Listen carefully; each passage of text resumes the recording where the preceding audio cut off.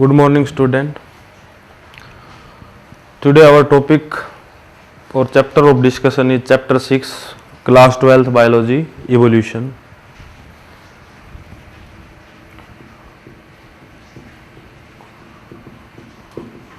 Evolution is the process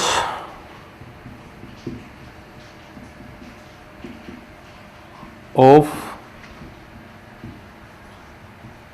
gradual change that take place in an organism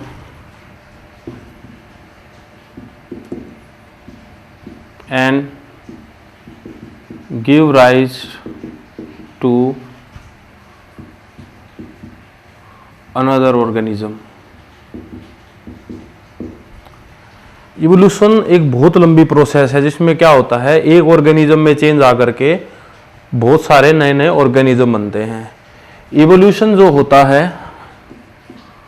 वो एक species में भी होता है, ऑर्गेनिजम्स में भी होता है, इवन हमारे डीएनए के अंदर भी क्या होता है, इवोल्यूशन होता है. जैसे डीएनए के अंदर जो इवोल्यूशन रहेगा वो म्यूटेशन के रूप में रहेगा.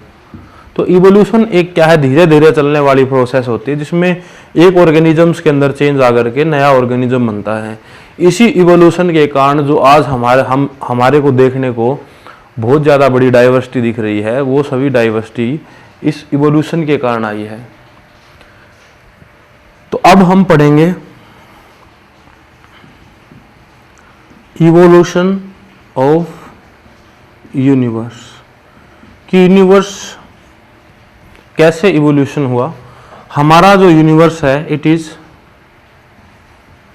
20 बिलियन ईयर ओल्ड. ठीक है. उस टाइम पे हमारे यूनिवर्स में क्या था, ह्यूज क्लस्टर ऑफ गैलेक्सी थी, डस्ट पार्टिकल थे,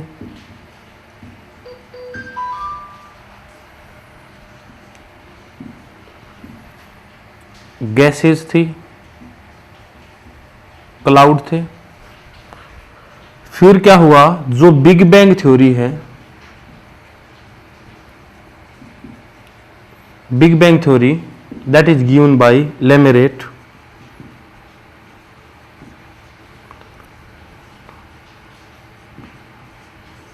that is explained by Lemaitre. The Big Bang theory say that जो हमारी जो ह्यूज क्लस्टर ऑफ गैलेक्सी है और गैसेस और क्लाउड है, इनमें हुआ एक्सपेंड, इनमें हुआ एक ह्यूज एक्सप्लोजन, इनमें हुआ एक ह्यूज एक्सप्लोजन. इस ह्यूज एक्सप्लोजन जो ये एक्सप्लोजन था ये इतना बड़ा था कि इसको हम डिफाइन नहीं कर सकते. इस एक्सप्लोजन के कारण क्या हुआ, एक बहुत जो हमारा यूनिवर्स है वो काफ़ी एक्सपेंड हो गया. उसमें अलग अलग गैलेक्सीज बनी, अलग अलग स्टार बना, अलग अलग मिल्की वे बनी. ठीक है. और ऐसा बनते बनते हमारी अर्थ अराउंड, ये सब हुआ था 5 मिलियन ईयर एगो, और हमारी अर्थ बनी थी 4.5 बिलियन ईयर एगो. फिर क्या हुआ, लगभग 4 बिलियन के अराउंड लाइफ स्टार्ट हुई. लाइफ स्टार्ट होने के पीछे रीजन था, जो अर्थ पे जो एक्सपेंड हुआ है उस मोल्टन मास के कारण carbon dioxide, methane, H2, H2O, इस तरह की चीजें बनी. और सन से यूवी रेडिएशन के कारण जो H2O है वो फर्दर ब्रेक हुआ हाइड्रोजन और ऑक्सीजन के कारण के अंदर। फिर जो ये ऑक्सीजन है ये कंबाइन हुई कार्बन के साथ, ये कंबाइन हुई मीथेन के साथ, ठीक है, कार्बन के साथ कंबाइन होकर के CO2 डेवलप की, और इसी ओजोन से जो है हमारी अर्थ पे ओजोन लेयर बनी। इस ऑक्सीजन के कारण हमारी अर्थ पे क्या बनी? ओजोन लेयर बनी। फिर ये वेपर कूल हुए, जो वाटर वेपर हैं वो कूल हुए और रेन के रूप में हमारी अर्थ पे आए। और जब एक्सप्लोजन हुआ था तो उस टाइम पे हमारी अर्थ बहुत ही ज्यादा गर्म थी, जिसके कारण अर्थ पे हो रहे थे वोल्केनिक इरप्शंस, ठीक है। इन वोल्केनिक इरप्शन के कारण यहाँ पे बहुत बड़े बड़े ट्रेंच बन गए थे, गड्ढे टाइप बन गए थे, ठीक है। और जब बारिश हुई तो ये ट्रेंच फिल हुए, जो आज के दिन हमारे ओशियंस हैं, जैसे हमारा इंडियन ओशंस, पैसिफिक ओशंस, तो आज के दिन ये हमारे ओशंस हैं। तो इसी प्रकार से वाटर के अंदर जो ये मॉलिक्यूल्स हैं, जैसे मीथेन, नाइट्रोजन, ऑक्सीजन, ये मॉलिक्यूल्स वाटर के अंदर क्या हुए? कंबाइन हुए, और वाटर के अंदर ये मॉलिक्यूल्स कंबाइन होकर के दे फॉर्म बायोमोलिक्यूल्स, और उन्हीं बायोमोलिक्यूल्स जैसे आरएनए, प्रोटीन्स, डीएनए, इन्हीं से ही क्या होगी? एक नई लाइफ स्टार्ट हुई होगी। लेकिन बिग बैंग थ्योरी यहां तक एक्सप्लेन नहीं कर पाई, तो इसके बाद कुछ थ्योरीज हैं जो इवोल्यूशन के बारे में बताएंगी। तो आइए देखते हैं उन थ्योरीज को, जब तक आप इसको नोट कर लीजिए। Theory of evolution. Theories of evolution में हमारे पास ये 4 थ्योरीज हैं। First theory is theory of special creations.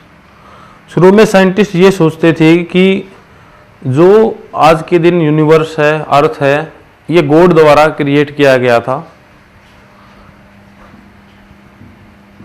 God create universe, ठीक है। लेकिन ये थ्योरी भी फेल रही थी। फिर है थ्योरी ऑफ पैनस्पर्मिया या कॉस्मोजोइक थ्योरी। जो अर्ली ग्रीक थिंकर थे उन्होंने कहा कि भाई दूसरे प्लेनेट से कोई स्पर्म डाल दिया, जिसके कारण आज इतना डाइवर्सिटी बनी है। लेकिन ये थ्योरी भी क्या रही? फेल रही। फिर है theory of spontaneous generation. Theory of spontaneous generation ये कहती है कि लाइफ जो है, लाइफ अराइज फ्रॉम मड, कि भाई कीचड़ में जो है लाइफ क्या हुई? अराइज हुई, ठीक है, कि भाई नॉन लिविंग मैटर से जो है लाइफ अराइज हो गई है। लेकिन ये थ्योरी भी फेल रही after the experiment of Lewis pasture.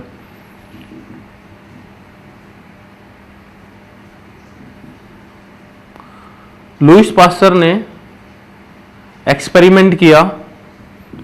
Lewis pasture ने एक प्री स्टेरिलाइज्ड फ्लास्क लिया। ये मान लीजिए एक प्री स्टेरिलाइज फ्लास्क है।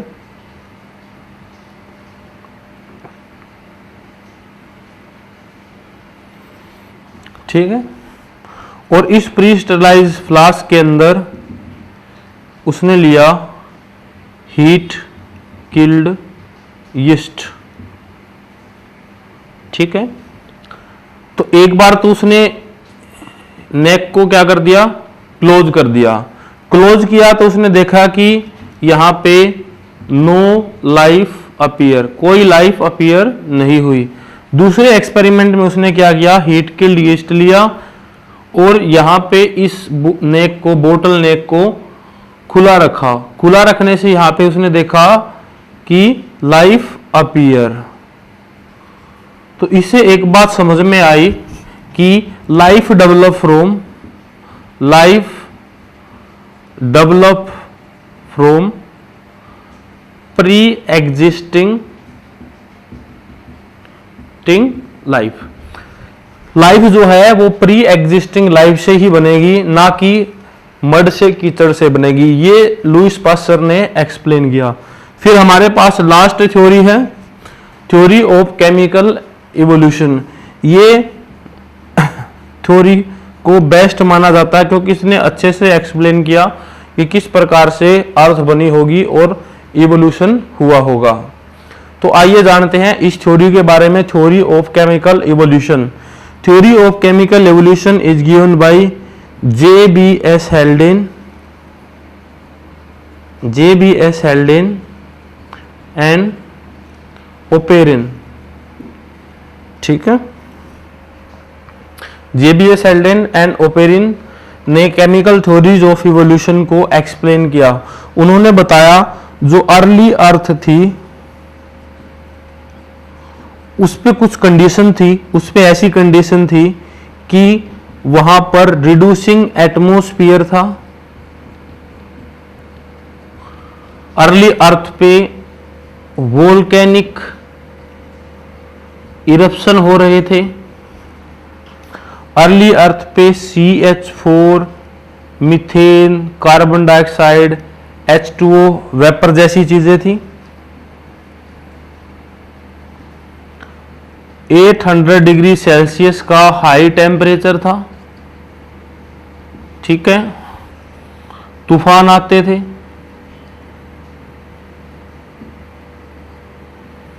तो उसने बताया कि अर्ली अर्थ पे ये चीजें थी। ठीक है, फिर क्या हुआ, धीरे धीरे अर्थ का टेम्परेचर कूल हुआ। ठीक है, और यूवी रेडिएशन जो सन से आई उसने क्या किया होगा, H2O को हाइड्रोजन और ऑक्सीजन के अंदर ब्रेक किया होगा और ये ऑक्सीजन से ओजोन लेयर बनी होगी फर्दर। ठीक है, और ये ऑक्सीजन कंबाइन हुई हाइड्रोजन के साथ H2O बनाई, NH3 के साथ कंबाइन होकर NO2 बनाया, कार्बन के साथ कंबाइन होकर CO2 बनाया। ठीक है, और जब ये वेपर कूल हुए तो H2O जो है क्लाउड्स के रूप में अर्थ पर रेन के रूप में गिरी। और जो वोल्केनिक इरप्शन से जो बड़े बड़े ट्रेंचेस बने थे, वोल्केनिक इरप्शन के कारण हमारी अर्थ पे जो बड़े बड़े गड्ढे बने थे, ट्रेंच बने थे, वो ट्रेंच जो है वाटर द्वारा फिल्ड किए गए, जो कि आज के दिन ओशियंस हैं। और इसी वाटर में ये molecules carbon dioxide, H2, oxygen, nitrogen, ये सभी मॉलिक्यूल्स कंबाइन होकर के बायोमॉलिक्यूल्स फॉर्म किए।